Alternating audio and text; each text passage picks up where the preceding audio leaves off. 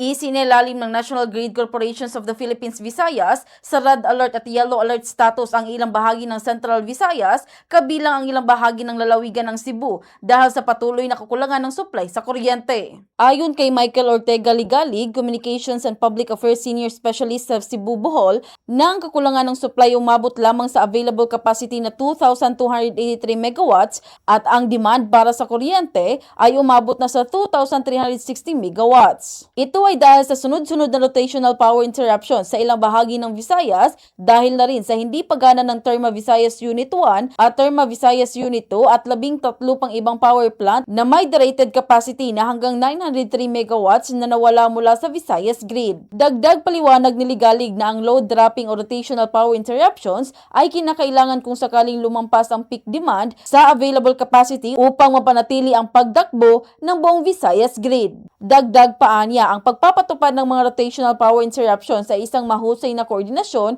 sa mga distribution ng power plant upang matiyak ang maayos na balanse ng supply, ngunit hindi posible na sabay-sabay na bawasan ang lahat ng distribusyon upang mabalanse ang supply ng grid. Kaya naman binigyang diin ni Ligalig na ang lalawigan ng Cebu ang pinakamaapektuhan ng mababang pagbaba ng NGCP kumpara sa lalawigan ng Bohol dahil ang lalawigan ay kumukonsumo ng higit 50% kumpara sa ibang mga lugar at idinagdag na ang Cebu ang sentro ng ekonomiya, kaya naman maraming tao ang apektado rito. Nag-issue ang NGCP ng red alert status for Visayas grid. Dahil nito dahil ang ating Visayas grid ngayon, ang available power or available capacity natin, nagkaroon lang tayo ng 2,283 megawatts. Samantala, yung peak demand natin for today, mataas, nasa 2,360 megawatts. So, mas mataas ang demand kaysa available capacity. Mula rito sa lungsod ng Cebu, Bombo Jonna Cañete, and this is Bombo Radio Philippines, the #1 radio network in the country, your trusted source of news and information. Basta Radio,